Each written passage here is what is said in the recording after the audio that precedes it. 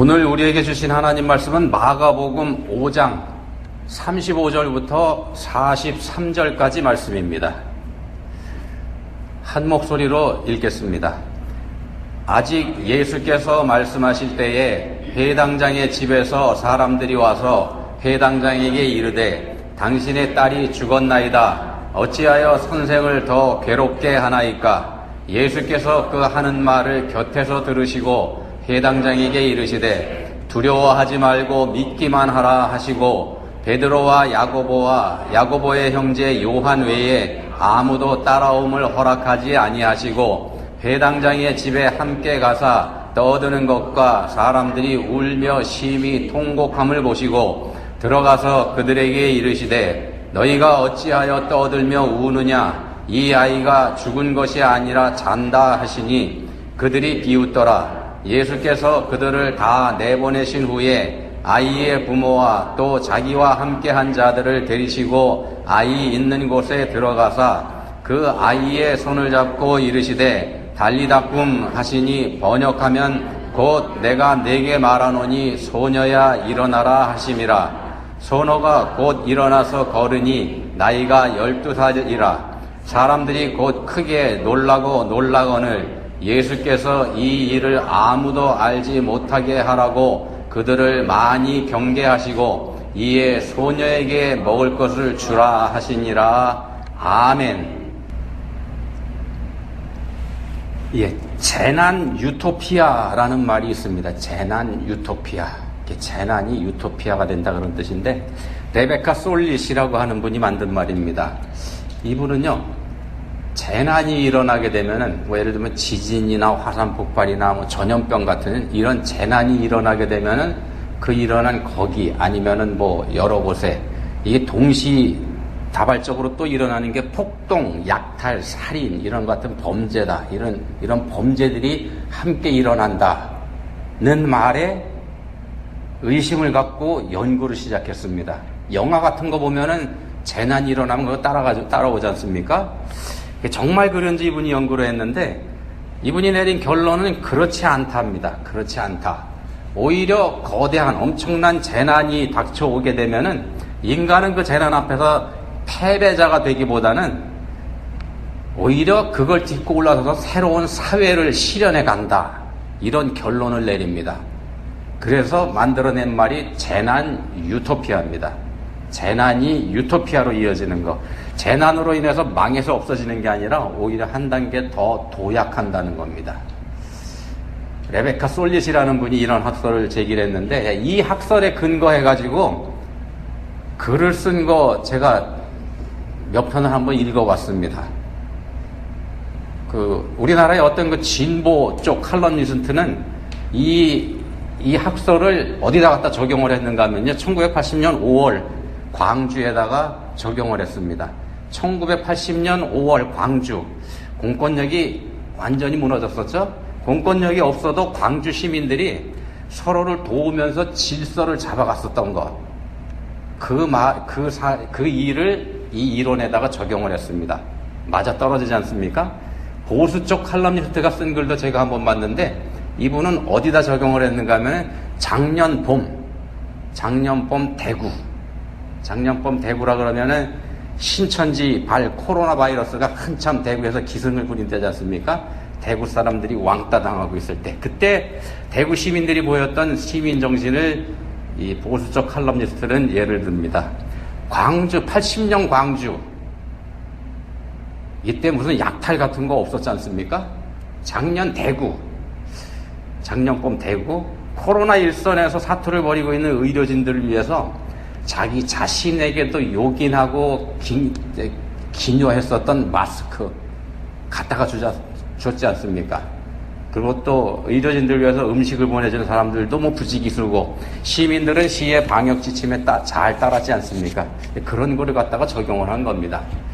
재난이 인간 사회를 무너뜨리는 게 아니고 오히려 한 단계 더 도약시키더라. 자, 재난을 통해서 도약한다는 이 이야기는 성경의 한 주제이기도 합니다. 욥이 대표적인 인물입니다.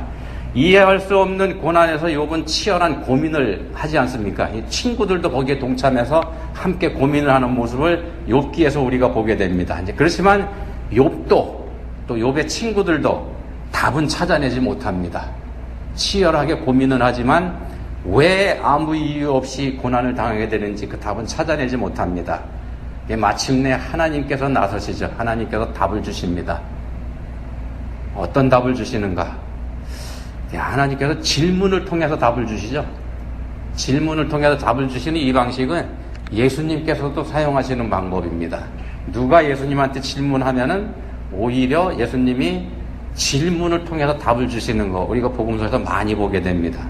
욥기 38장 3절에서 하나님께서 욥에게 말씀하십니다. 너는 대장부처럼 허리를 묶고 내가 네게 묻는 것을 대답할지니라. 질문을 하십니다. 내가 네게 묻는 것을 대답할지니라. 그리고 질문을 쫙 쏟아내시죠. 그렇게 이어진 질문에 대한 욥의 대답이 욥기 42장 3절 말씀입니다. 욥기 42장 3절 말씀 공동 번역으로 이렇게 되어 있습니다. 부질없는 말로 당신의 뜻을 가린 자 그게 바로 저였습니다. 이 머리로는 헤아릴 수 없는 신비한 일들을 영문도 모르면서 짓거렸습니다. 이 머리로는 헤아릴 수 없는 신비한 일들을 영문도 모르면서 짓거렸습니다. 욥이 한 고백입니다. 욥이 자기 자신의 한계를 인정하고 겸손해진 겁니다. 그리고 이렇게 욥이 자기 자신의 한계를 인정하고 겸손해졌을 때 그 욥에게 샬롬, 평안이 찾아옵니다. 이 정도 되면 재난 유토피아다 할 만하지 않겠습니까? 고난을 통해서 욥이 신앙적으로 크게 성장하는 계기가 됐으니까 말입니다. 고난이 욥을 그렇게 만들었습니다. 근데 재난을 당한다고 해서 다 유토피아로 연결되는 게 아니고요. 재난이 유토피아가 되려면은 받아들이는 게 있어야 됩니다. 받아들이는 게 먼저입니다. 이게 제일 중요합니다. 자신의 한계를 인정하는 것. 인류 전체가 커다란 재난에 직면했을 때는요. 인류 전체가 커다란 재난에 직면했을 때는 영웅 한 사람이 나서서 그 문제를 해결하는 거 아닙니다. 모든 사람의 참여가 필요합니다. 한두 사람이 해결하는 거 아니라는 겁니다. 전쟁이 그렇고요. 전염병이 또 그렇습니다. 개인적인 재난이라 그러면은 개인이, 또 인류적인 재난이라 그러면 인류가 자기 자신의 한계를 인정하고 힘을 합쳐야 된다는 말씀입니다. 자신의 한계를 인정하고 한계를 인정하는 것, 이게 고난 극복의 시작입니다. 개인이나 인류 전체나 똑같습니다. 자신의 한계를 인정하는 게 고난 극복의 시작입니다. 본문에 보시면 회당장 야이로가 등장합니다. 병든 딸이 죽어가니까 다급해진 야이로가 예수님 찾아와서 도움을 청하죠.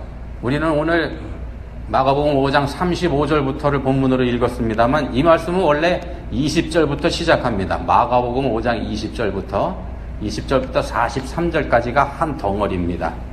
근데 세 토막으로 나눠지죠. 22절, 23절에 보시면 이렇게 말씀합니다.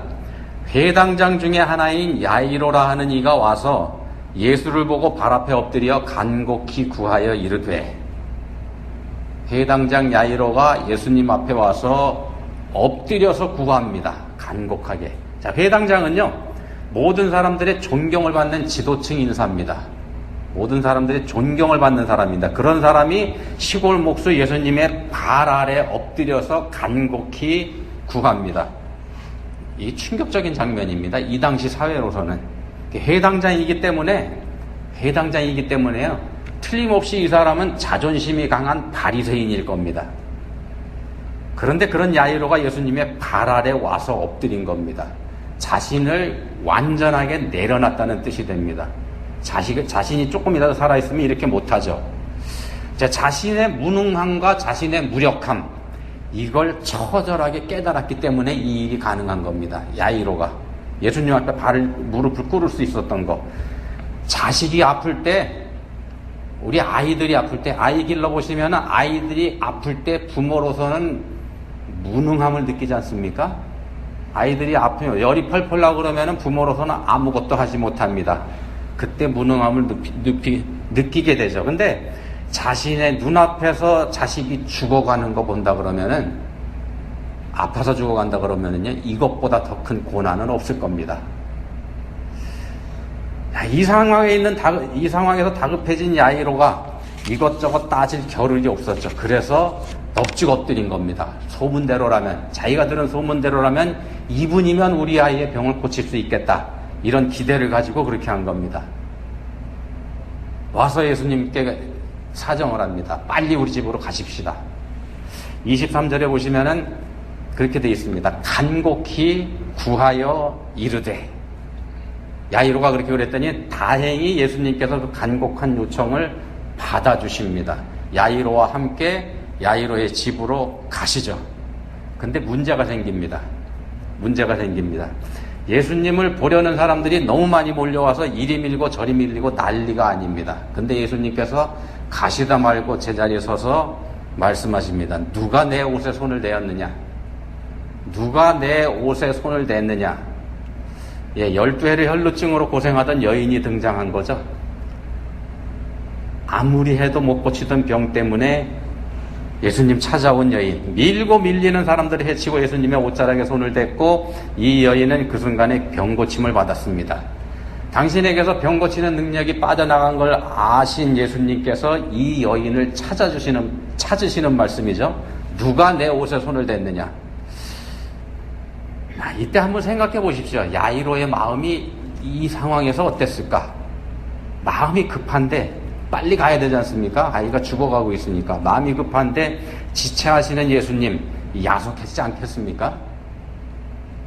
또 몰래 다가와가지고 예수님의 옷자락에 손을 댄 여인, 그 여인 아마 패주고 싶었을 겁니다. 패주고 싶기만 하면 다행이죠. 어떻게 해버리고 싶었겠죠. 그게 야이로의 마음이었을 겁니다. 그러지 않습니까? 생명이 경각에 달린 딸을 두고 정신없이 달려와서 예수님 앞에 꼬꾸라지듯이 엎드려서 구한 처지인데 말입니다. 실제로 그동안에 딸이 죽어버렸습니다. 혈루증을 앓던 여인과 예수님께서 말씀하시는 그 사이에 야이로의 집에서 사람이 와서 전가를 합니다. 당신의 딸이 죽었나이다.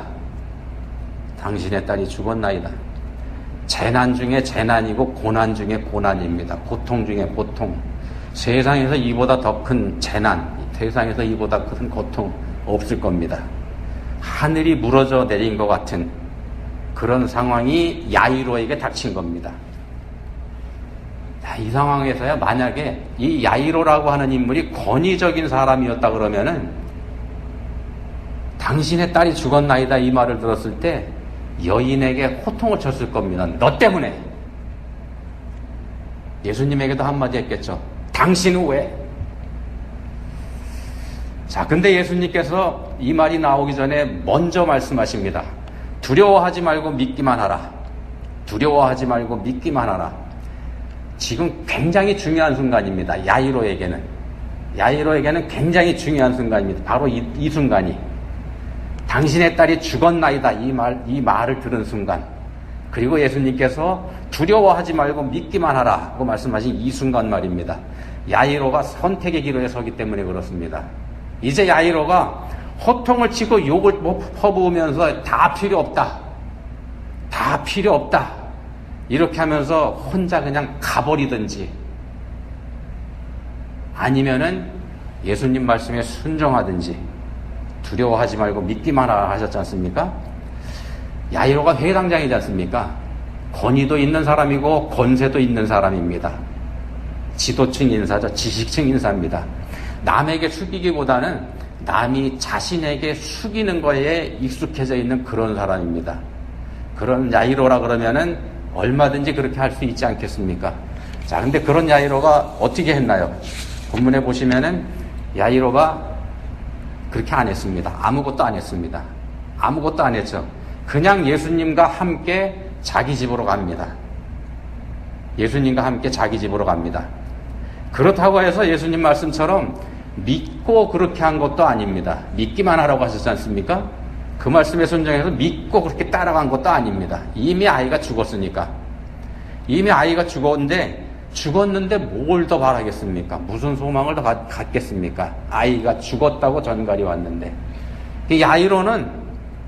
야이로로서는요, 어차피 가야 할 겁니다. 죽었다고 집에 안 갈 수는 없으니까. 어차피 가야 할 길이기 때문에 집으로 가고 있을 뿐이고, 그렇게 집으로 가는 야이로에게 예수님께서 지금 동행해 주시는 겁니다. 상황이 그런 겁니다.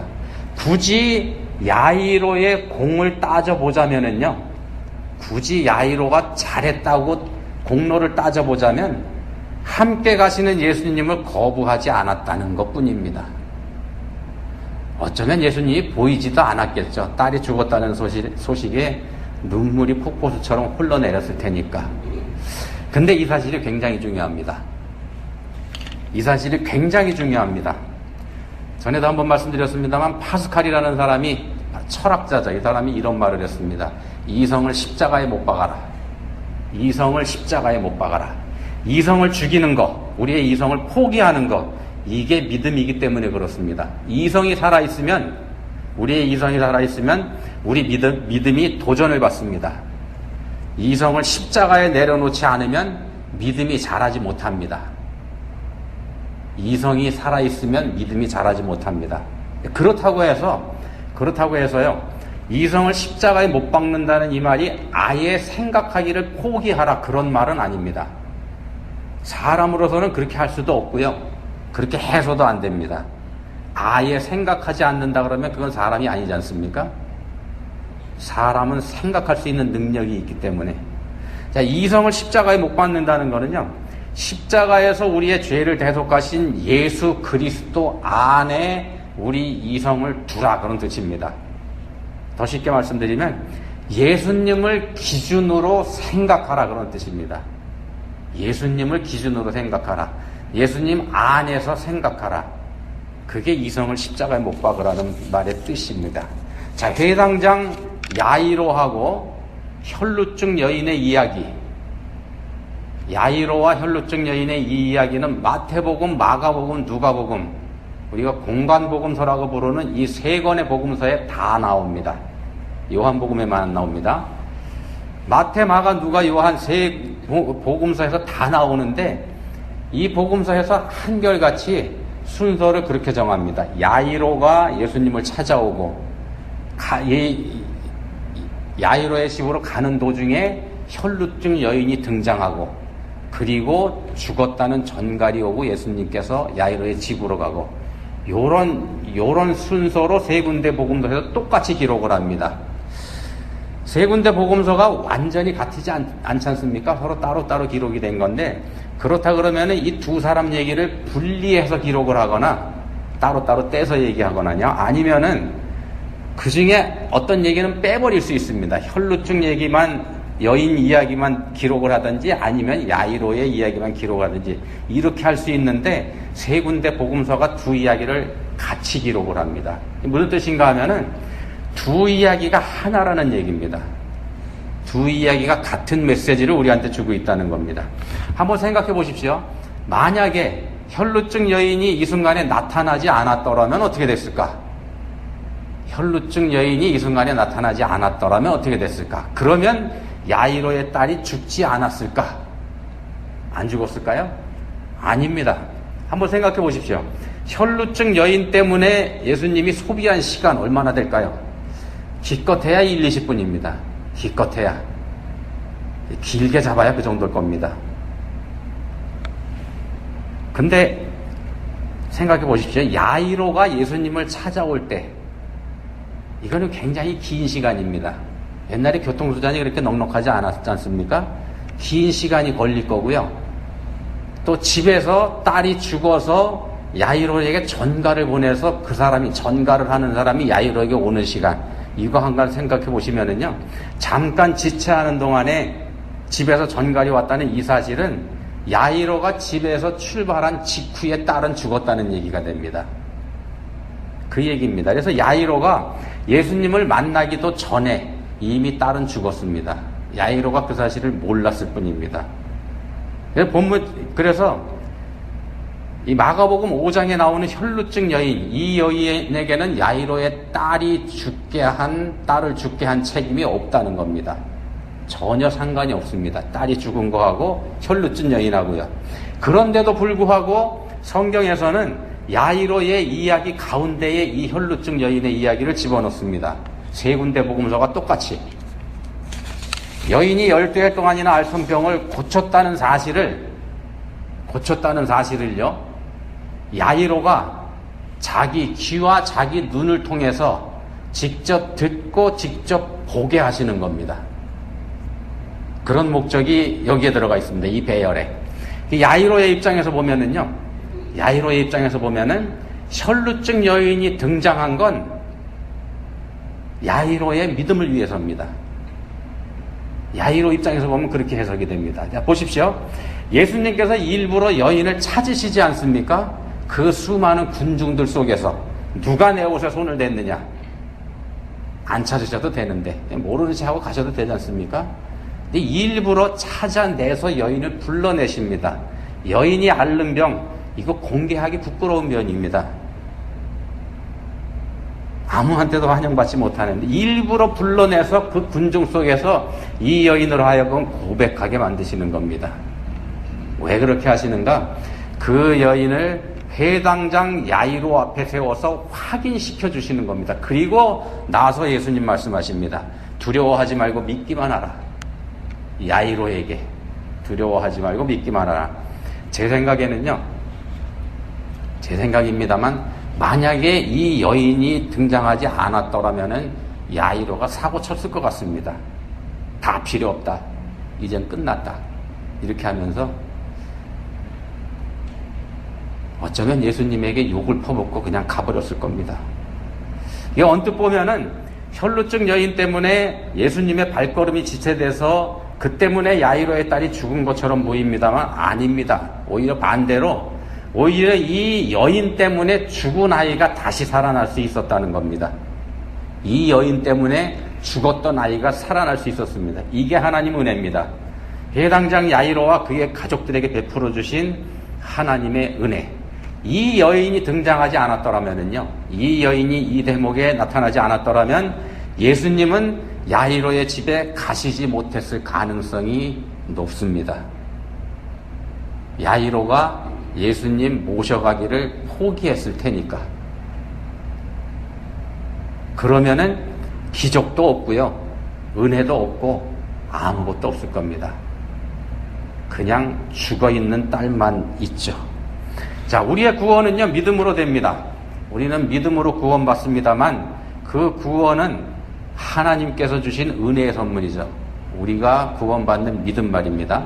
우리가 알지도 못하는 사이에 하나님께서는 우리가 믿음을 가질 수 있도록 모든 조치를 다 하신다는 말씀입니다. 우리가 믿음을 가진 거 하나님께서 치밀하게 역사하신 덕분이라는 겁니다. 그 하나님의 은혜로 우리가 믿음을 갖게 되고 그 은혜로 우리가 하나님 백성으로 이렇게 그리스도인으로 이 세상 살아가게 된다는 말씀입니다. 그 은혜를 받아 누리기 위해서 우리는 예수님 앞에서, 하나님 말씀 앞에서 잠잠해야 됩니다. 우리에게 필요한 조건은 잠잠한 겁니다. 말씀 앞에서. 그러니까 내 이성이 살아있다면 은혜가 은혜되지 못할 수 있다는 겁니다. 내 이성이 살아서 바득바득 우기면 믿음 가질 수 없다는 겁니다. 기적은 은혜를 사모하는 사람, 그러니까 사모함으로 준비된 사람, 그런 사람에게서 나타나는 거고 그런 사람이 경험할 수 있는 거이기도 합니다. 이성을 죽여야 됩니다. 이성을 죽여야 되지만 그게 결코 쉽지 않죠. 우리가 경험합니다만 우리가 아무리 기도해도 해결되지 않는 고난 우리에게 있습니다. 아무리 기도해도 하나님께서 해결해 주시지 않는 고난, 그런 거 우리한테 있습니다. 그런 고난 앞에서는 우리의 이성 더 살아납니다. 거봐라, 이렇게. 이제 고난이 은혜가 되려면은 둘 중에 하나입니다.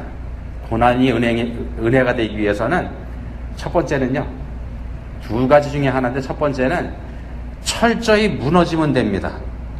철저히 무너지면 고난이 은혜가 됩니다.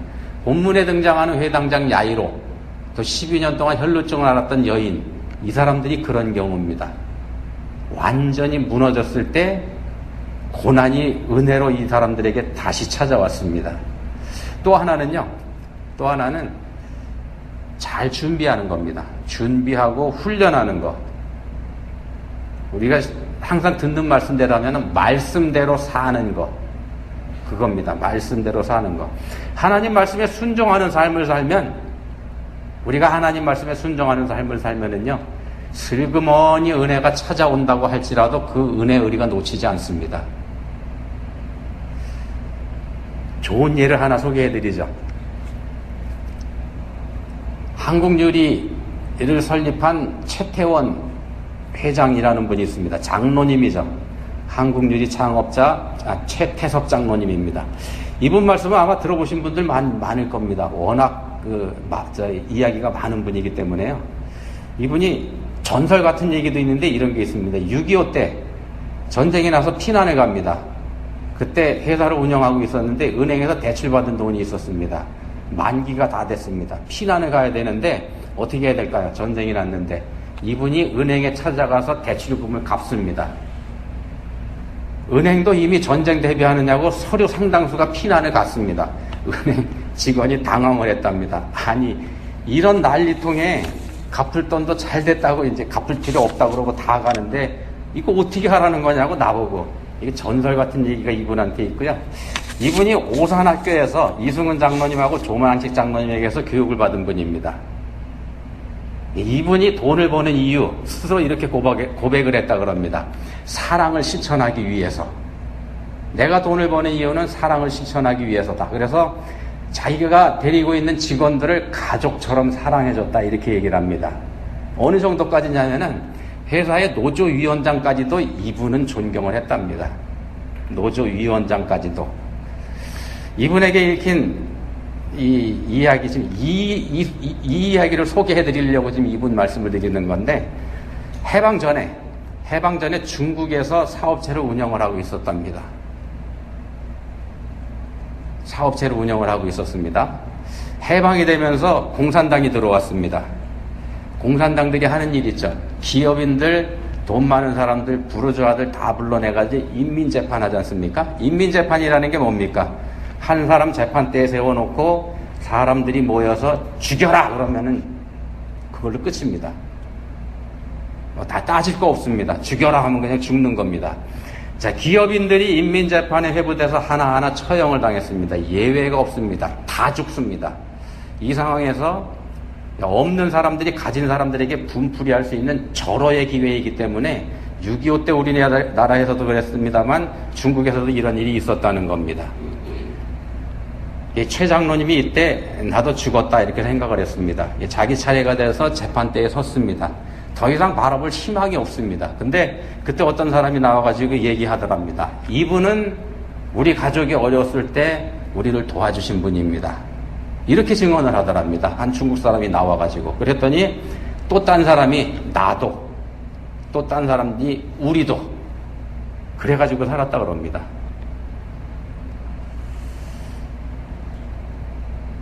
자, 이분이 왜 이렇게 살아날 수 있었을까요? 그 살벌한 현장에서. 1992년도에 LA에서 폭동이 일어났지 않습니까? 그때 엉뚱하게 한인사회가 큰 피해를 봤습니다.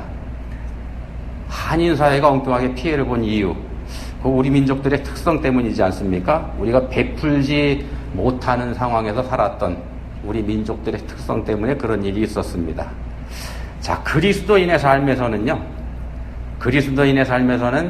그리스도의 향기가 풍겨나야 됩니다. 그리스도인의 삶에서는 그리스도의 향기가 나와야 됩니다. 우리가 그리스도의 향기를 내는 삶을 살 때, 그럴 때 우리가 은혜를 체험할 수 있습니다. 우리가 신앙생활을 해나가면서 겪는 고난 속에는 하나님께서 감춰두신 놀라운 은혜가 숨어 있습니다. 우리가 겪는 고난 안에 하나님의 놀라운 은혜가 숨어 있습니다. 예수님께서 야이로에게 말씀하십니다. 두려워 말고 믿기만 하라. 두려워 말고 믿기만 하라. 왜냐하면 그래야 은혜를 볼 수 있기 때문에. 야이로가 말입니다. 자, 그러면 예수님께서 야이로에게 하신 이 말씀을 우리는 우리 삶에 어떻게 적용을 할 수 있을까? 우리는 그러면 이 말씀을 어떻게 받을 수 있을까? 다른 거 없습니다. 말씀에 순종하면 되는 겁니다. 말씀에 순종하는 거. 말씀에 순종한다는 게 뭐냐면요. 성경에서 우리에게 주시는 말씀의 핵심은 이웃사랑입니다. 이웃사랑. 원수까지도 사랑하라. 예수님이 이런 말씀하셨죠. 그거 실천하는 겁니다. 더 쉽게 말씀드리면은 우리가 손해보는 겁니다. 딴 사람 때문에. 우리가 손해보면서 사는 거. 고난 중에는요, 우리가 해야 될 일이 뭐냐 하면은 두려움을 버리는 겁니다.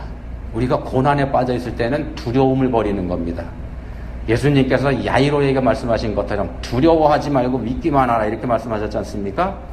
우리가 고난 중에 빠졌다면은 첫 번째로 해야 될 게 두려움 버리는 거, 그리고 믿는 거. 이게 중요한데, 우리가 고난이 없는 일상에 있다 그러면은, 지금 우리가 평범한 삶을 살고 있어서 다행히 고난이 없다 그러면은 믿음이 두려움을 물리치게 됩니다. 이렇게 됩니다. 순서가. 자, 말씀에 순종해서 손해보면서 살면은요, 두려움과 근심이 우리 삶에서 사라진다는 말씀입니다. 우리 삶에 은혜가 넘치게 됩니다. 고난이 변해서, 우리에게 찾아오는 고난이 변해서, 슬그머니 찾아오는 고난이라고 할지라도 얘가 변해서 우리에게 오히려 천국을 경험하게 합니다.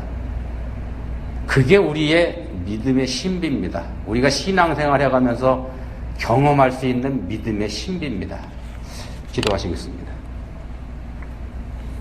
하나님 아버지, 저희는 고통을 겪고 고난당할 때 하나님 원망하기 일쑤입니다. 근데 그 고난 가운데 놀라운 은혜가 숨어 있다고 했습니다.